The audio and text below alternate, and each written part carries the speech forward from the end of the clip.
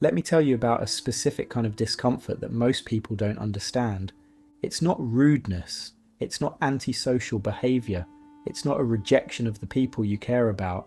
It's the tension that rises in your chest when someone says they're coming over, the anxiety that floods through you when the doorbell rings unexpectedly, the violation you feel when your space, your sanctuary, is suddenly filled with someone else's presence. If you don't like visitors, you know this feeling intimately.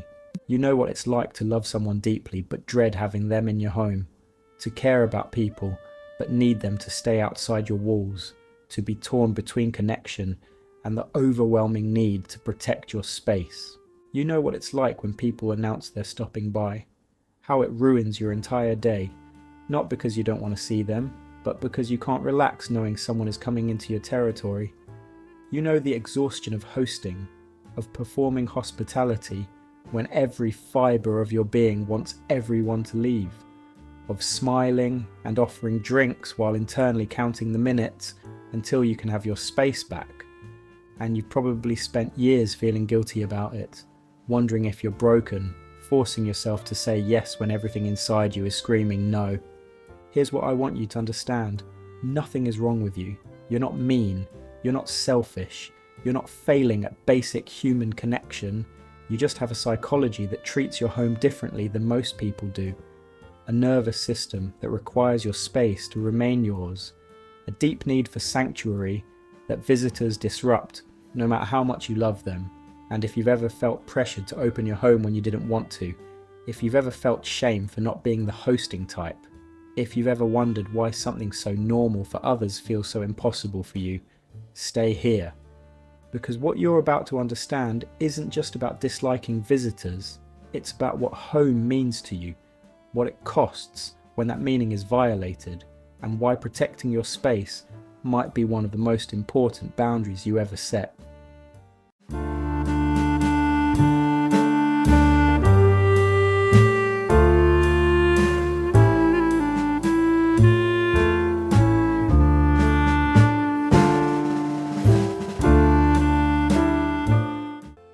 Here's something that happens to people who don't like visitors.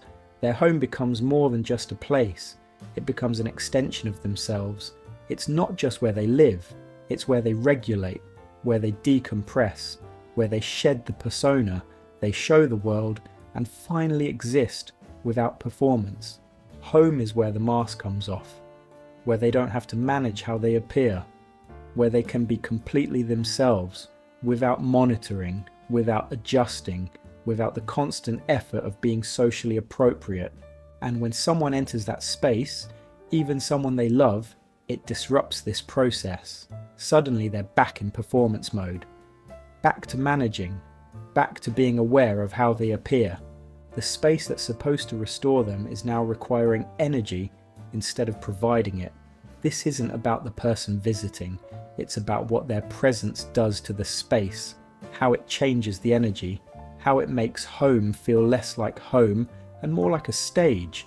Psychologists who study environmental psychology have found that for some people their physical space and their psychological state are deeply intertwined.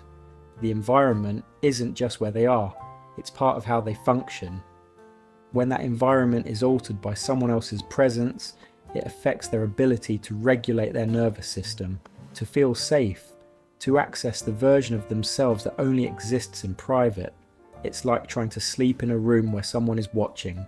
Even if they're not doing anything wrong, their presence changes everything, makes rest impossible, makes you hyper-aware instead of relaxed. That's what visitors do to people who don't like having them. They make home feel like being watched, being evaluated, being on. And home is supposed to be the one place where you can finally be off. Here's what often shapes this psychology. Childhood experiences where home wasn't safe, where privacy was violated, where space was invaded without permission or warning. Maybe they grew up in a household where people didn't knock, where their room could be entered at any time, where nothing was truly private or protected, and they learned that space isn't something you can control, that invasion is inevitable, that boundaries around your environment don't really exist. So now, as adults with their own space, They guard it fiercely because it's the first time they've had control, the first time they can say who enters and when, the first time their space is actually theirs.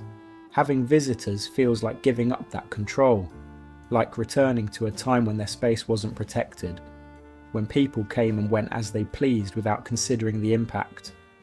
Or maybe they grew up in a home that was always full of people, relatives dropping by, friends staying over, constant noise and presence and inability to ever be alone, and they spent their childhood craving solitude, craving quiet, craving a space that was just theirs. So now their home is the sanctuary they never had, and visitors threaten to turn it back into what they escaped. Here's what happens in the body when someone you don't want in your home is there anyway. Your nervous system stays activated, on alert, unable to settle, because at a primal level, your body knows that someone else is in your territory, and it can't fully relax until they leave. You might look calm, you might be smiling, offering snacks, making conversation, but underneath, your system is humming with low-grade stress. This is why hosting feels so exhausting to people who don't like visitors. It's not just the social interaction, it's the physiological stress of having someone in your space when your body is signalling that your space should be empty. And this stress doesn't always go away when they leave. Sometimes it lingers. You need time to reclaim your space, to energetically clear it, to make it yours again. You might find yourself cleaning immediately after they go, not because they made a mess, but because you're trying to erase the evidence of their presence, trying to reset your space back to how it was before they entered. Or you might sit in silence for a while, just being alone, letting your nervous system register that you're safe again, that your territory is secure, that you can finally exhale. Here's the social pressure that people who don't like visitors face constantly. The expectation that opening your home is basic hospitality, that good people, kind people, welcoming people have others over. They watch friends host dinner parties, family members who love having people stop by, colleagues who casually invite others into their space without a second thought, and they feel broken because something that seems effortless for everyone else feels impossible for them. They get invitations and feel obligated to reciprocate, but the thought of hosting fills them with dread, so they make excuses, say their place is too small, too messy, under renovation, anything to avoid admitting the truth, that they just don't want people in their home, not because they don't like people, but because home is where they go to escape from people. And this creates guilt, constant, exhausting guilt.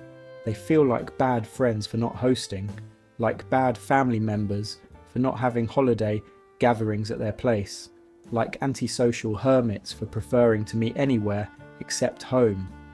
But here's what that guilt misses. Hospitality doesn't have to happen in your home. Connection doesn't require invasion of your private space. You can be a wonderful friend, a caring family member, a connected person without ever having visitors. Because relationships can exist in neutral spaces, in restaurants, in parks, in places that don't carry the weight of being your sanctuary.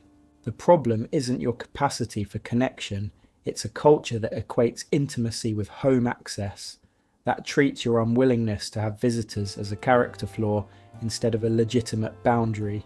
Here's the dynamic that often develops in relationships when one person doesn't like visitors: imbalance, tension, misunderstanding. The person who loves hosting feels hurt that the invitation is never returned. They've welcomed you into their space repeatedly. They've shared their home, and you never do the same. To them, it feels like rejection, like you don't trust them enough, like you're keeping part of yourself hidden. But to you, it's not about them. It's about you, about what you need your home to be, about the sanctuary you've carefully built that visitors would disrupt. And explaining this is difficult, because they hear "I don't want you in my home" and can't separate that from "I don't want you in my life." So you either force yourself to have them over, which leaves you depleted and resentful, or you hold your boundary and risk damaging the relationship. This is where clarity matters, where explaining that your home is how you regulate, how you restore, how you survive, in a world that constantly demands energy becomes essential. That it's not about them, it's about you needing one space that remains completely yours, and that this need doesn't diminish how much you care. Some people will understand. They'll accept that connection happens outside your home and be fine with it. Others won't. They'll continue to feel rejected, to see your boundary as a barrier instead of a requirement, and that's painful. But it doesn't mean the boundary is wrong. It means not everyone will understand your needs, and that's their limitation, not your failing.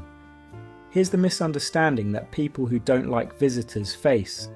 People assume they're hermits, that they hate people, that they want to be alone all the time. But that's not it. Not exactly. Many people who don't want visitors in their home are perfectly social outside of it. They meet friends for coffee, go to dinners, attend events, engage in social activities. The difference is context. When they're out, they're in public mode, they're prepared for interaction, they're in spaces that are designed for socializing. But home is different. Home is private mode, where the public persona ends, where they decompress from being in public. Mixing these contexts feels wrong, like bringing work home, like performing on the one stage where you should be able to drop the act. So it's not about hating people, it's about needing clear boundaries between public self and private self, between social spaces and recovery spaces, and home is recovery space. That's non-negotiable. Here's what I want you to know. Your need to keep your home visitor free is valid. It's not weird. It's not wrong. It's not something you need to fix or overcome. Your home is your sanctuary, and sanctuaries need protection. They need boundaries. They need to remain separate from the rest of your life. You are allowed to say no to having people over. You are allowed to meet them anywhere else. You are allowed to be social without sacrificing your private space. You are allowed to love people and still not want them in your home. These things are not contradictory, they're just honest. Your boundary around your space doesn't make you a bad person. It makes you someone who knows what they need and isn't afraid to protect it. So tonight, if you're in your home, in your space, feeling grateful that no one else is there, don't let guilt creep in. You're not antisocial, you're not broken, you're not doing relationships wrong. You're just someone who needs their home to remain theirs. And that is completely okay. Your space is sacred. Your boundaries are valid. Your need for sanctuary is real. And anyone who truly cares about you will understand. They'll meet you where you're comfortable. They'll accept that connection happens outside your walls. The rest, let them misunderstand. Let them judge. Let them think what they think. Because you know the truth. That protecting your space is protecting yourself. And that's not selfishness, that's wisdom.